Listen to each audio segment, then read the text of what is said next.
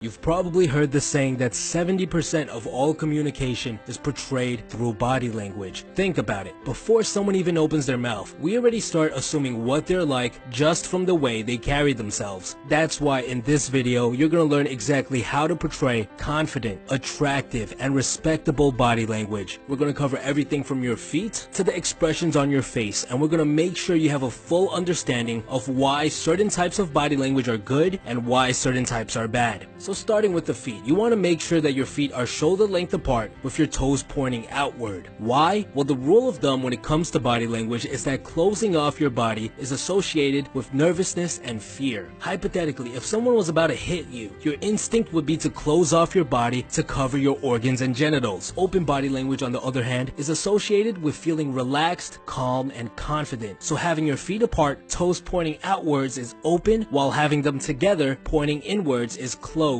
Moving on to your hands. Do not keep your hands in your pocket. Do not cross them. Do not have one hand holding the arm of the other hand. And if you're at a party, do not hold a drink covering your chest. All of these are forms of closed body language. So what should I be doing with my hands and arms instead? It's best to keep your hands at your sides, relaxed. If you're speaking with someone, you can use your hands to emphasize certain points. If you were to ask me to adjust one part of the body that would have the biggest influence on how people perceive you, it would have to be the chest. This is actually the area that people have problems with the most. A lot of us have what are called rounded shoulders. Our shoulders arc forward past the neck, largely due to our culture, which is increasingly dependent on computer usage. The ideal way to hold your chest is to have your chest outwards and your shoulders back, like in this image here. For those of you who have a posture problem due to years of computer usage, there are a lot of exercises out there that will help straighten your back and fix your shoulders. Moving on to the head. You should stand straight with your head in line with the rest of your body. Your head should be facing forward. You don't want to tilt it down as it seems too submissive, and you don't want to tilt it up too much as it seems too arrogant. The face is a large part of how people perceive you during interactions. There are two things that you'll want to focus on. The first is eye contact. Chances are, if you're watching this video, you're not making enough eye contact, especially if you're a male. Strong eye contact is a huge indicator for confidence. I'm sure you've met people who seem totally normal, but just could not maintain eye contact. This makes the interaction feel very uncomfortable, and they come off as very, very unconfident. The magic ratio you want to maintain is 80-20. You want to spend 80% of the time during a conversation making eye contact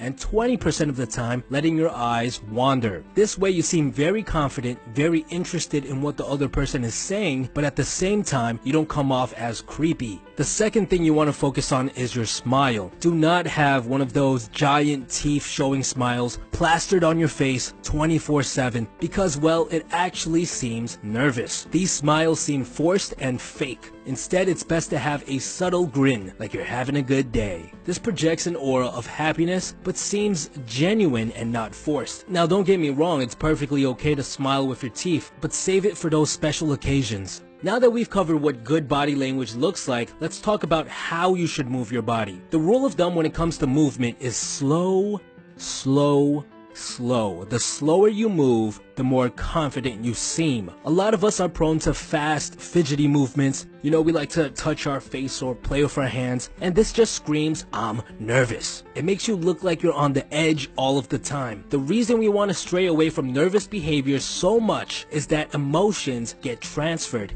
If you're nervous, the people you're interacting with will feel uncomfortable as well. They feel as if something is wrong, and this hinders your overall likability. Well, how slow should we move? Honestly, you could move pretty slow without it looking weird. Just don't move too slow like you're in the Matrix. The last concept we're going to talk about is space. This relates a lot to the open and closed body language concept that we spoke about earlier. The more space you take up, the more comfortable and confident you seem. When you're at a desk, spread your belongings. Don't be afraid to have some space between your phone and your notebook. But sitting, don't be afraid to sit with your legs apart. Drape your arms on the chair next to you if it's empty. Do not be afraid to open up your body. And that's it. If you want to be perceived as more confident, look more attractive, and gain more respect, you just have to keep in mind these concepts. Stay away from closed body language, move slower, take up more space, and increase the amount of eye contact you make.